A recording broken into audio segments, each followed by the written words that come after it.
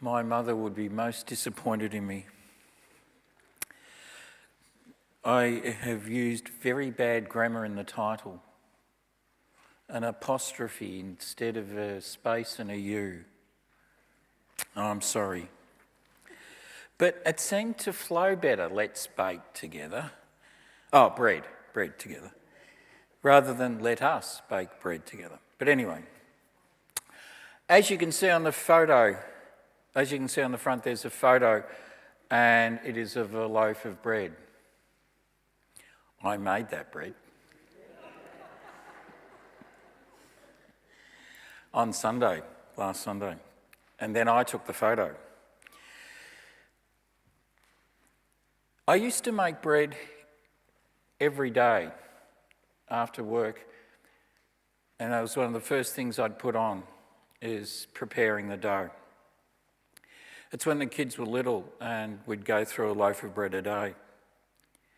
And it was something that was really therapeutic for me to do after a day at work, is to come home and to mix some ingredients together and make bread. So, what are the ingredients that make bread? Flour, water, sugar, salt, yeast, and warmth. And there's one more ingredient, and that is energy. Sure. The oven is a source of energy, but before we can place the dough in the oven, we have to work the dough. And I'm sorry to be so obvious, the dough needs to be kneaded. Thank you very much. As you know, kneading is working the dough so it is elastic. And the dough is rested twice, and each resting requires that the dough doubles in size. It's an amazing process, and it takes time. So all the ingredients for making bread are flour, water, sugar, salt, yeast, working, resting, heat, and heat in the oven, and time to rise and time to cook. Now, I suppose you're starting to think, is this a cooking show? Well, I don't think it is, or is it? I don't know about you, but I've really been enjoying MasterChef this year. And I was really pleased to see Sashi win, even though I was barracking for Ben on the day.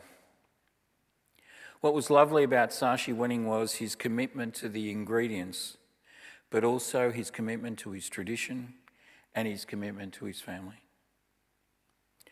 We as a church are a combination of many ingredients. There are old people, young people, people who have been members of this church for many years, people who have just commenced, people who are locals, people who travel many kilometres to be here, women and men, parents, grandparents, single people, married people, people in relationship, people who are celebrating, people who are grieving, people who are searching, people who are settled, people of faith, people who are on a journey, people who are alive. I could go on, but the point that I'm making is that we are a complex and diverse group of wonderful, alive people. And yet, there is one thing that binds us together, that brings us together, and that is faith. Later this morning, we will share communion. We'll eat a wafer of bread and partake in a sip of grape juice. Today, we join with a tradition of people of faith who have reenacted the Last Supper that goes back over 2,000 years. That delights me, but it also saddens me. For what saddens me is that while the Eucharist or the communion is the one element that the majority of Christian churches participate in, it also divides. It divides because some people believe or have a belief that only a certain few can partake in the Eucharist, and it can only be celebrated by a particular and exclusive group of people. So let us turn to our readings and begin with verse 16 of the Ephesians reading. From him the whole body, joined and held together by every supporting ligament, grows and builds itself up in love, as each part does its work. As each part does its work. As with bread that is a combination of many parts working together to make one loaf, a church is made of many parts that make one church. Our faith too is a construct of many parts. But there is one foundation of faith, and that is belief. We are like the crowd searching for Jesus in our John reading. Instead of going to Capernaum, we come to St. Michael's. And like the crowd, we too are searching for nourishment, food that feeds the soul. That food comes in various forms and is different at different stages of our lives. In my opening prayer, I prayed the following. Now we take this moment and begin to wonder, how will my soul be nourished in this time? Will it be the music? Will it be the readings? Will it be the community? Will it be the flowers? Will it be the address? Will it be the prayers, or will it be that we have intentionally set aside this time to encounter you, God? Music, readings of Scripture, each other, the flowers, the fact that each of us has made an effort to be here today. These are just some of the ways we seek to nourish our souls. Some other ways are travelling, reading, socialising, being in nature, caring for others, exercise, gardening, playing, intimacy, love, and being loved. Recently, I rediscovered John O'Donoghue's Anam Cara. It's a wonderful book where he extrapolates on the soul, for Anam Cara is soul friend. It's Celtic for soul friend. In another of his books, Benedictus, a book of blessings, he writes about the soul. How we think determines so much of what happens to us.